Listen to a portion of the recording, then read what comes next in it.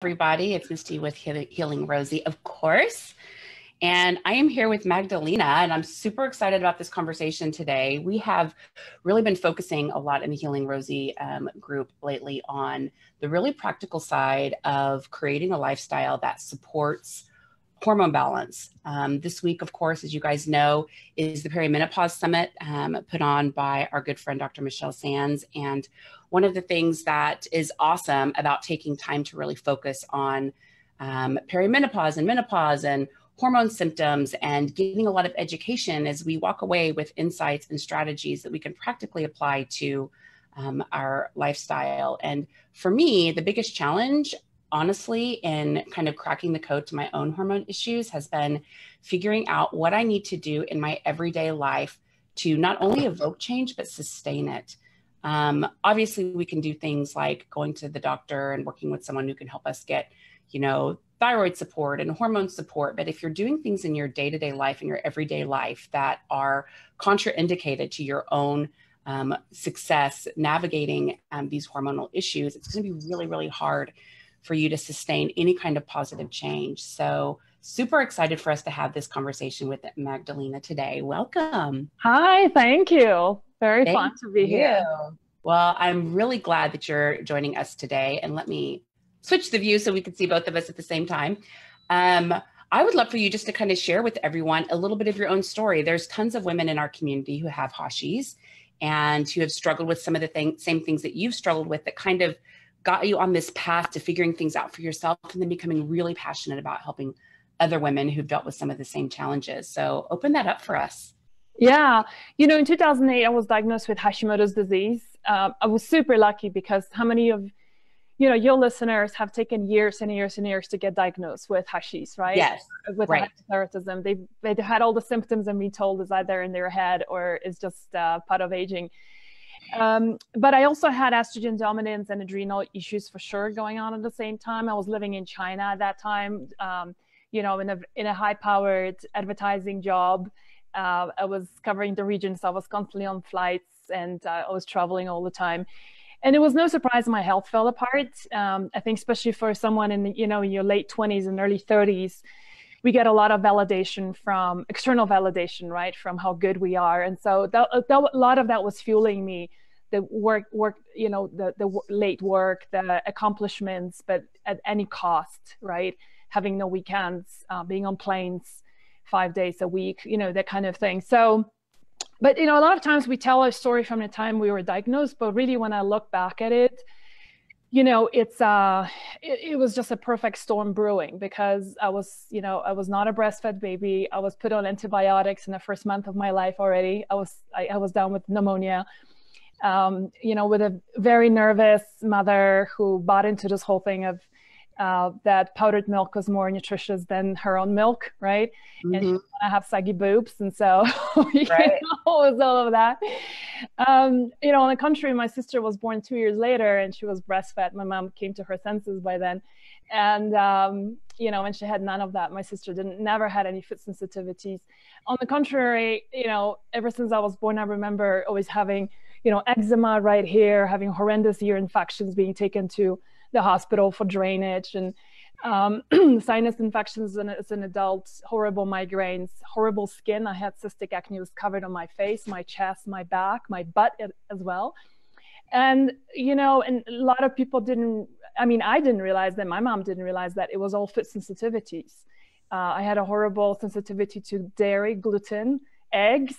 Those are the three main things that we were eating as a family, right? All day long for breakfast. Yeah. And so it took her a while to figure it out. It was eggs were causing the eczema. But later, like a lot of times what happens with food sensitivities, they evolve to different symptoms. So as a child, I might have had eczema, but then as a young adult, I started having terrible PMSs and cystic acne. So until you eliminate those, it's never really gonna heal. So fast forward today, as a 46-year-old woman, I just turned 46. I feel better than when I was 26, and in total remission from Hashimoto's. And I will caveat that I spent a month in Sicily last summer, and I dropped off my regular diet. So there was coffee, there was probably more gluten than I had wished for. There was no wine, because how can you say no, no to wine in a Sicilian biodynamic natural wine place? And my Hashimoto's did come back, slightly elevated antibodies, nothing to what it was before, no symptoms, but it did trigger it, so it did come back on, right? But overall, I mean, estrogen dominance, adrenal stuff, and Hashimoto's is something that is a thing of a past in some ways, if you will. And same as you, we chatted about this before we got started, is that a lot of the time then you become, it's easy to be a practitioner when you had gone through this yourself, right? And, so you don't just stand on a soapbox going, oh, those are the things you need to do. But those are things that I did.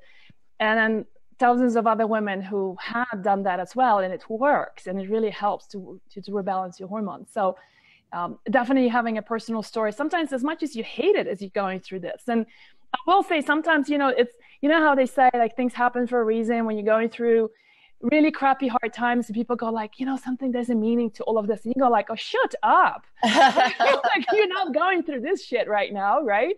Right. But I tell you, I think there is a larger meaning in all of this. And I have absolutely no regrets of having had all the health issues that I did, because that resulted in being able to help so many women from different angles, not just my perspective, but what works for women, and manifesting that in form of books and programs and all that. Mm-hmm.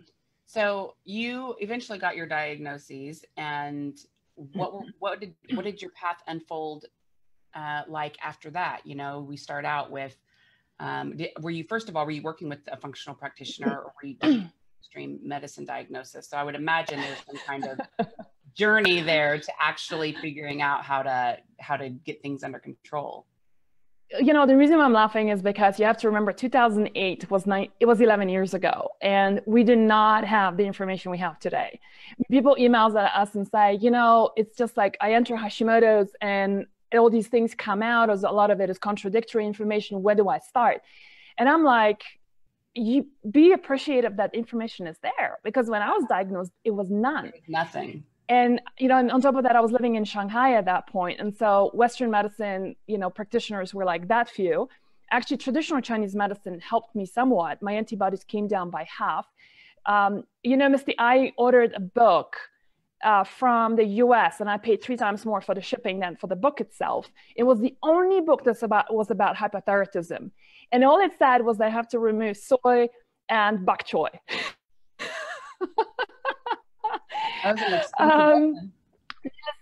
Needless to say, it didn't do shit. I didn't realize about all the other things that I had to fix my gut. I had to fix all the infections that I had. I had parasites. I had H. pylori. I had SIBO. I had to clean up my diet in terms of removing, gluten religiously, remove eggs, all the food sensitivities I had. There was a lot more work that needed to be done. And I wish that I could tell you, I walked into somebody's office who gave me the plan, and It was like 6 months later, I was a cured person. No, It took me years actually to figure this out. But I think, that's what's amazing about the work that you and I do, is that we shortcut everything, and you kind of put things into protocols and cheat sheets, so that someone can download this and go to a doc and say, check this. The doc doesn't want to check it. And you go, goodbye. And then you move on to the next person who would do that for you, right? So it's a very different time. And that's why I really want to draw some gratitude to today's information that's available, that a lot of practitioners are delivering, because it's so much easier to be sick right now. Yeah, to be sick. Wow, that's a juxtaposition you don't hear every day. So why don't you kind of start unpacking all of this? You've really drilled into creating a lifestyle that supports having balanced hormones and eradicating some of these things. And you put an extra emphasis on superfoods in your protocol. So why don't we just start by telling us how you use superfoods to balance hormones? Yeah, so I use the 2-prong approach. Of one hand, like you said, adding those superfoods to our diet so that healing gets really amplified. And I'm also a big proponent of removing the things that are sabotaging us. So it's a little bit like, if you want to have a really great life and surround yourself with positive people, you also want to get rid of the negative folks, right? That are draining you. So the same way in the context of a diet, I'll just start off first maybe with removing the big inflammatory foods that I know a lot of your folks are following, the paleo, probably AIP protocols, and that's really great. You definitely want to remove all the inflammatories, gluten, dairy, soy. For a lot of women, unfortunately, eggs, and they're very present in paleo. And so I'm not vilifying eggs, but some women are just having a problem with eggs, and so you wouldn't really know until you remove it. Remove it for 2 weeks, see how you feel, reintroduce it. Your body will tell you whether it's your foe or friend. So, doing like a proper elimination diet is really good idea for especially women also who are dealing with like rheumatoid arthritis, where you're having pain in your joints, removing all the nightshade vegetables, right? So things like the tomatoes, potatoes, eggplants, goji berries, peppers, including chilies, might be a really good idea just to see whether the inflammatory response comes down. You really want to bring the fire down. One of the beautiful things that happens when you bring the inflammation down in the body is that your cells become much more receptive to hormones. And so, a lot of times women do testing on hormone testing through blood, and they go, well, my progesterone is fine, my estrogen is fine, but I'm highly symptomatic. And what can happen is that your cells are so inflamed, they're just not receiving, the receptor in the cell is not receiving the hormone is because of the inflammation. So really bringing the inflammation down is the first step. And then you want to bring in those foods that are just absolutely amazing. One of the big things I talk about is a three-legged stool analogy, meaning like I'm sitting on a three-legged stool right now. You can see it's pretty firm, right? But guess what? If one of the legs was shorter or missing, obviously I'm going to be tilting here and tipping and falling. And hormonal health is exactly the same thing. And the three bodily systems that governs your good hormonal balance, it's your gut health, it's your liver health, and it's your sugar balance. And so, there's only so much I guess we can talk about it because we are talking about like a 30-minute call today, right? But I'll just give you an idea, like, for instance, why is this so important about the gut health? Why do we talk about that? Well, guess what? We are now discovering that there is a subset of bacteria in the gut called the estrobolome. So estrobolome, right? So estro as in estrogen. And this is a subset of bacteria that codes for enzymes that guess what? Detoxifies us from estrogens. So I know you've done some work on estrogen dominance. You have a history of endometriosis, right? So you've talked a fair bit on estrogen dominance. And, just a quick recap, that's like the next thing I'm really passionate about. That's going to be my next book. It's on estrogen reset. And that is, symptoms like endometriosis, fibroids, terrible PMSs, infertility, lumpy boobs, thyroid nodules, which so many women are struggling with. You go and see a doctor, he'll be like, oh, just come back in 6 months, let's see and watch. Right. I have thyroid nodules actually, and that's exactly what I've been told for mine. Right. So that's, that they told me to take it out actually, but yeah, it's a right. Wash. We don't know what causes it. Right. But then, you have lumpy boobs after that, right? So they get removed and they start growing somewhere else because the estrogen is still an issue. Uh-huh. So one of the things that we can do to set ourselves for success, right, is to have a really good gut health. And one of my big go-to foods are introducing fermented foods to have a very versatile microbiome.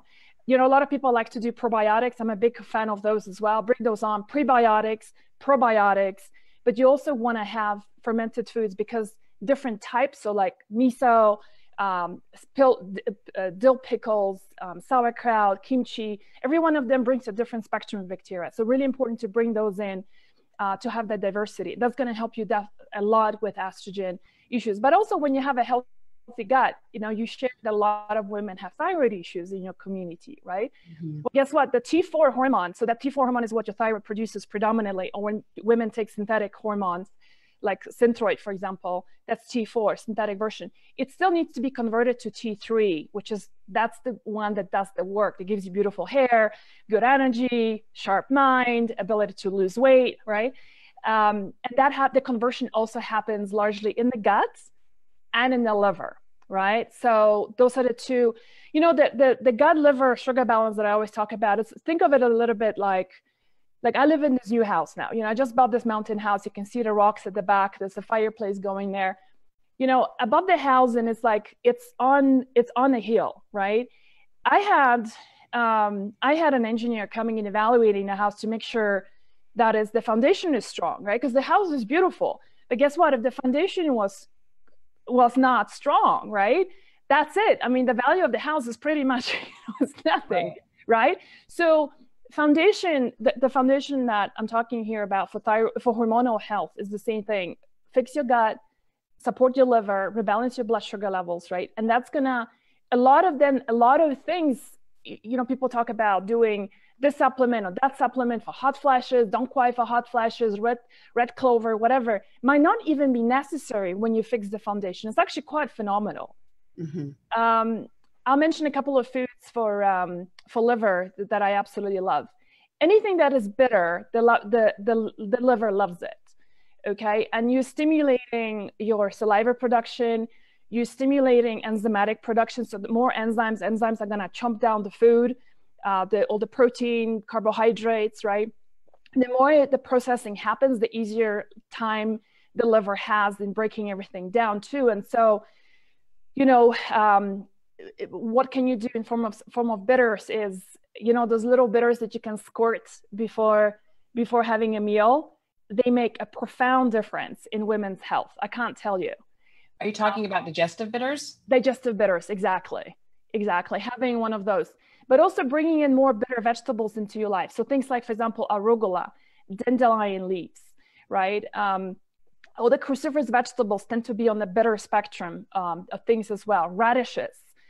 So, you know, a lot of these veggies I'm talking about, those are the cruciferous vegetables, family of the broccoli, the brassica family, right? So broccoli, cauliflower, arugula that I mentioned, you know, and then you have collard greens, that's right, and kale, right? Broccoli sprouts, one of my absolute favorites. We can talk about that if you like. The broccoli sprouts and sulforaphane. It's an incredible substance. You know, all of those can significantly help the liver in helping us detoxify hormones. Something that a lot of women don't realize is that, you know, we poop out metabolized hormones, right? And if we don't have a good bowel movement, then what happens is everything re-enters the body, and it causes even more toxicity, but also hormones, instead of getting pooped out, so new ones get produced. These hormones create a lot of confusion because the body thinks that they have sufficient hormones, but actually don't. So having a really good bowel movement is really important. One of the things that helps the liver, helps the gut, is a lot of fiber. And, you know, one of my favorite forms of fiber will be flaxseed. Just having a couple of tablespoons, for some women it could be even more, like up to 3 to 4 tablespoons a day. Added that to smoothies, to soups. You don't want to cook it because you don't want to put any heat through it. You know, just creates both, gives us soluble and insoluble fiber. So it's great for prebiotics, the bacteria I talked about, but it's also great for that, you know, that bowel movement that it's going to create. So you go every day to the bathroom. Mm-hmm. So one of the things that's come up in our community around flax is it's considered to be estrogenic, or yes, that's the word on the street. And so if someone's dealing with estrogen dominance, or has issues that, you know, are tied to their estrogen levels, help us understand the way that we would, I don't want to say medicate, the way that we would introduce flaxseed into our diet. Does that matter if you have estrogen dominance? Should you kind of shy away or maybe not take as much flaxseed? Yeah, that's such an important question. Thank you for asking that. So yes, flaxseed has natural occurring estrogens called phytoestrogens, right? And you know, so naturally when we say estrogen dominance, there's a fear of the word estrogen because I'm already dominant, so why would I need more? Logical. But there's more nuance to all of this. And nuance comes from the fact that, first of all, let's not vilify estrogen. You know, you and I would not be sitting here talking if we didn't have estrogen, right? It gives us our periods, it gives us beautiful hair, it gives us our cycles, it gives us boobs, it gives us butts, right? It's all part of being a woman. The question is not how much estrogen you have actually, but the question is, how do you break down those estrogens into metabolites? And is the metabolite, so I call it the dirty and the clean estrogens. So think of it a little bit like it's a river flowing called estrogen, and there is a bank in between that acts like a filter. And some of the river becomes dirty and some of the other river becomes clean. And that's exactly what happens with estrogens. You got those dirty and those clean ones. And it's the dirty ones that causes all the symptoms I talked about, all the nodules on the thyroid, on the bumpy, you know, even estrogen receptor positive breast cancer for that matter, is because of those metabolites. It's not because of how much estrogen you have, right? So that's the first thing that happened. The second thing that can happen, just to mention that, is that when you have too little progesterone versus estrogen, this is where the imbalance can happen. So, you know, back to flaxseed, why I love flaxseed is because there is a number of studies that show that flaxseed actually helps us to clean up estrogens so that you get more of the clean estrogens versus the dirty ones. It also acts on the receptor itself. So those metabolites that attach themselves to the receptor that cause the havoc, like for example, multiplication of the malignant tissue in the breast or thyroid or fibroids or whatever, actually get blocked by flaxseed. So, you know, I've had amazing results with women actually having an improvement of estrogen dominance, thyroid nodules shrinking, fibroids shrinking, endometriosis getting way better, their cycles getting rebalanced, you know, to a normal cycle, normal days. Women who had 30 days of menstruation, cutting it down to 3-4 days. Incredible improvements. Now, I will say that there is probably like 1 in 20, and this is total anecdotal, I would say maybe 1 in 20 women who have what I call a paradoxical response to flaxseed, right? So instead of feeling better, they're beginning to feel like when the cycle comes, you know, they're beginning to have like really tender breasts. And so you want to be mindful of that. If you're responding in that paradoxical way to flaxseed, you want to definitely cut it out. You know, Misty, I've done a lot of research on it because I was fascinated. Why is it that some women can't do it? And what I had found is that there is specific, again, it goes back to the gut health. There are bacteria, they have found that women who have a very limited bacterial diversity in their gut generally do not break down estrogens very well. Isn't that fascinating? Mm-hmm. So this goes to say that if you're responding in a negative to estrogen, it probably has got something to do with your gut. But I would recommend then not to use flaxseed and then move on to something else. There's so many other things that you can try.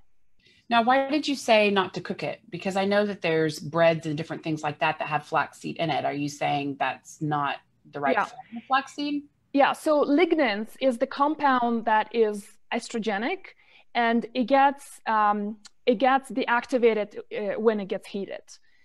So that's one thing. The other thing is, you know, when you buy flaxseed oil, it's always in a dark bottle and it's in a refrigerator because it goes rancid really quickly. Mm-hmm. So that's part of the reason why the oils get very unstable in the flaxseed. That's why we don't want to heat it and leave it out for too long. Okay, I see. So another topic that's come up a lot in our community that I'm actually really excited that we're going to chat about today is seed rotation. So it seems like there's been lots of chatter in the space that I've really only heard about in the last 6 months or so around seed rotation. There's lots of women that have questions about it. You know, how does it work? How do you use seed rotation to balance hormones? Is it really effective? Is this just a fad? Why don't you tell us a little bit about seed rotation and how do you rotate seeds effectively to balance your hormones? Sure. So, you know, when I first heard about seed rotation, probably 6 years ago, when I was working with this naturopath, and she said to me, and so I had this really complicated case, right? I mean, this woman had a period for like 30 days straight, was losing so much blood. She was completely anemic, and they were only putting on a birth control pill. She didn't want to do that. And so she said to me, I remember the naturopath said to me, have you tried seed rotation? And I'm thinking, holy moly, I mean, this woman is so sick. How are these little seeds going to help her on earth, you know? And so very, very skeptical about it. But then, you know, I thought, okay, well, if she doesn't want to do birth control pills, then there isn't all that much I can do for her. Like, she wasn't responding to anything else, might as well try it. And long and behold, within 2 months, she was back to a normal cycle. So the idea behind seed rotation is that in the menstruating women, but by the way, women who are in perimenopause and menopause can use it too, and I'll talk about it in a second. The whole idea is that if you take a cycle of a normal menstruating woman, let's just talk about 28 days, you typically have the first part of the cycle, which is called the follicular phase. This is where you want to start building up your estrogen. And then the estrogen is going to drop and you want to be promoting progesterone, okay? So the second part of the cycle is what we want to do, everything we can do to give our body the resources, the nutrients in order to produce its own progesterone.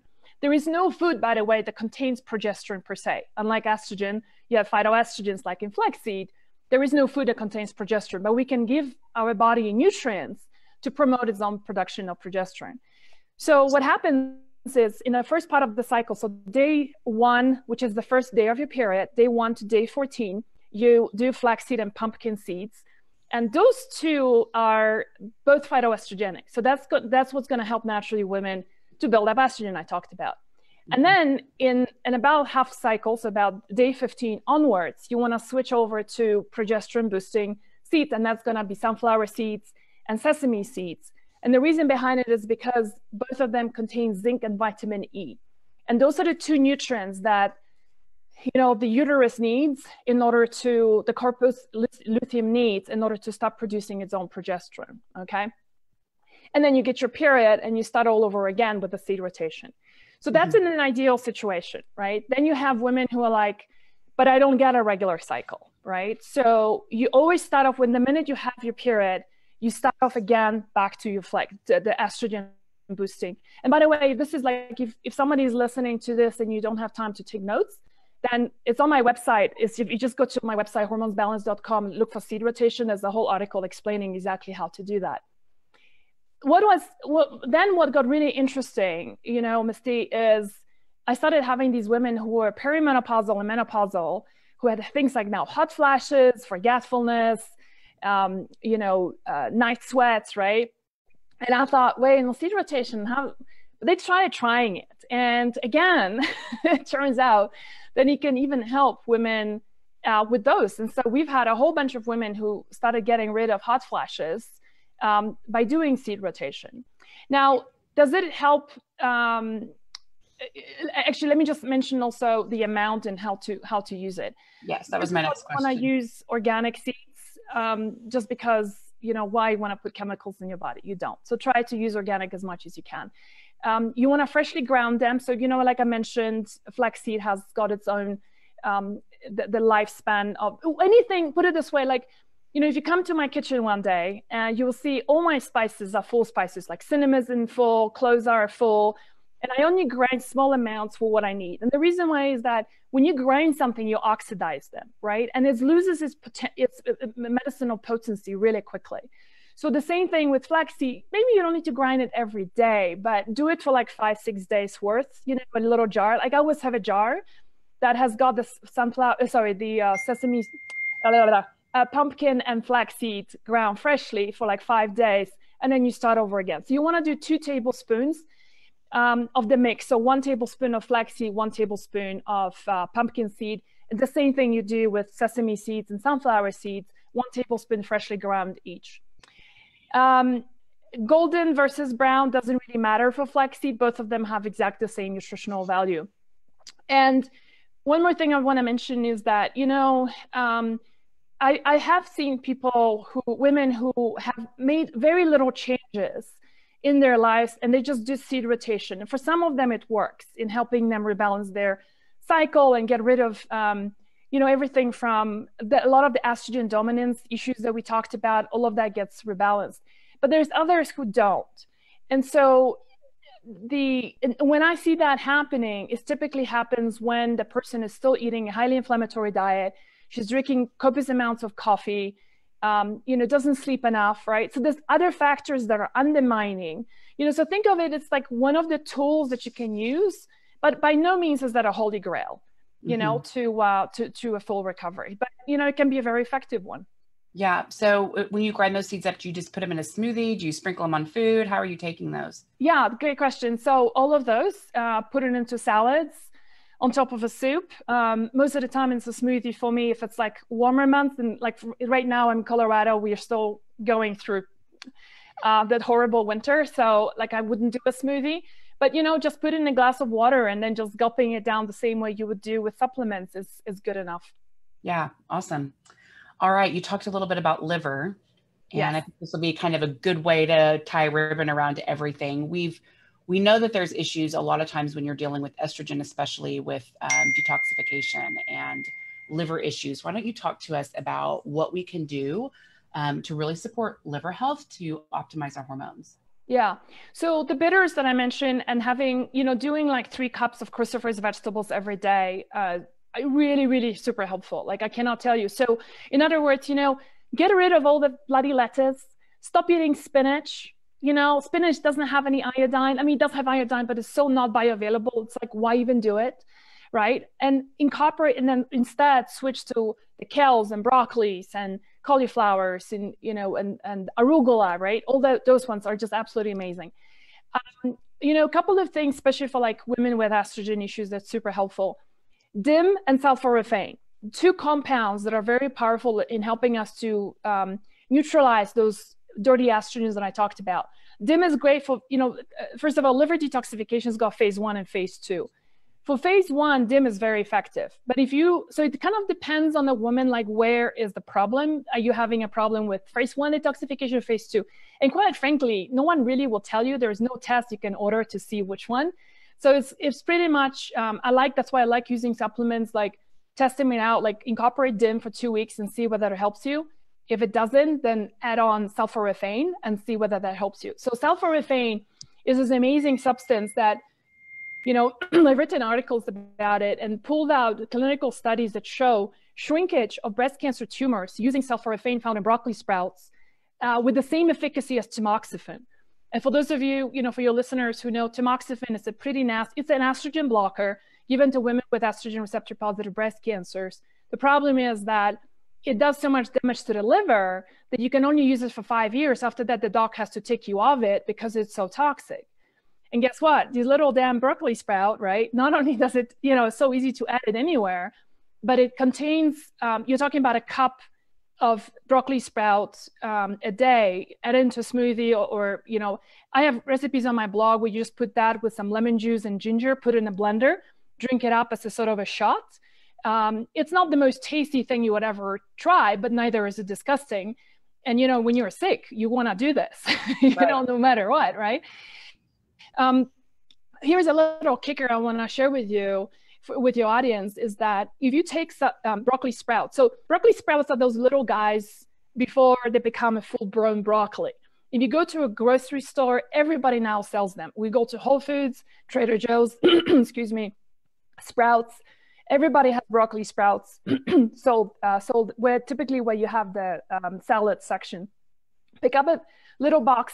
If you don't want to grow, it's super easy to grow your own. But if you're just starting out, just go and buy it a ready one mine.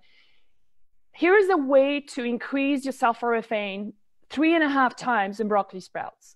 And that is put your broccoli sprouts into hot water, but it's hot water so much so that you can still touch it so you don't get burned, right? It's not lukewarm, it's not warm, but it's like, it's really hot, but still okay to touch it.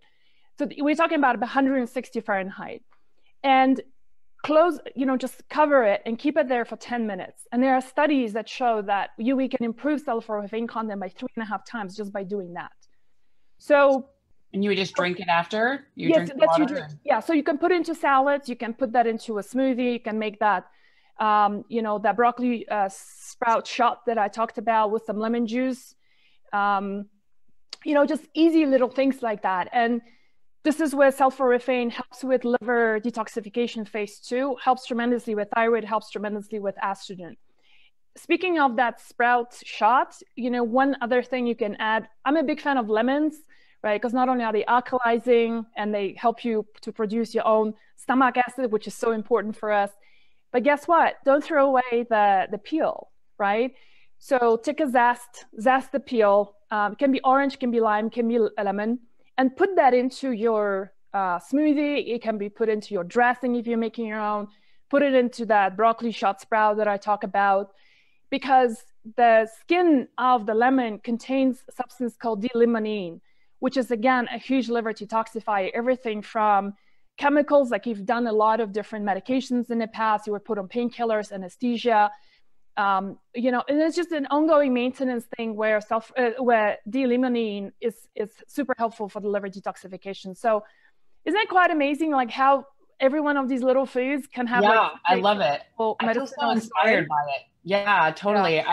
When I think about all the things that I'm doing right now to take care of myself, and I am one that does bioidentical hormone replacement therapy and done lots of detoxing and stuff for my gut. I just love the idea of doing some really, really intentional things that really aren't that complicated. Yeah. To support hormone health. So thank you so much for sharing all this good info with us. You have an 8-day Cooking for Balance program that I'm super stoked about, that really is going to kind of walk us through how to take a lot of these ideas and practically apply it. Why don't you give us a little preview of what you're giving in that 8-day course? Yeah, so the course is, is 10 years of my work put into the 8 days. And it starts off with gut health and tells you why the gut is the connection between the gut and hormones. Misty, I believe that I think your audience is the same as my audience. Like, I want to provide the why are we doing this? Like, if I'm taking the pain of putting these broccoli sprouts that taste a bit like grass, and I'm taking the trouble of zesting the lemon, if I know why I'm doing this, it sets a very strong foundation, intention for my healing, which can be partly placebo. Who the hell cares, right? Even if it's placebo, let's just get that done anyway. And I think it's really like intelligent women want to know why, not just what to do, but why we're doing it. So the program really starts off with why are we doing that, and then what do you do? And starts off with gut, moves on to your liver health. Then it talks about sugar balance, which is so important because I think, one of the big shockers of coming to America was like how everybody's addicted to sugar and doesn't even realize that it's a problem. And then we go into specific protocols like thyroid, estrogen dominance, PCOS, adrenal, giving specific protocols for that. Every day, one module opens up. And so, your viewers will learn a ton within the 8 days. For those people who want to go deeper and buy get the full program and then, and get the full online support with us and stuff like that, there's always an option there. Yeah. Awesome. Well, I'm very excited about this. I have already signed up for this program, and I hope you guys will avail yourself of the opportunity to learn this great information in a serve it up cheat sheet. Like you were saying earlier, it's so nice when we're able to get protocols and insights and little roadmaps to help us figure this out quickly, and kind of get a leg up on the symptoms we're experiencing and really optimizing our hormone health. So thank you so much, Magdalena. I appreciate you sharing with us today. My pleasure. All right. We'll see you guys soon. Bye.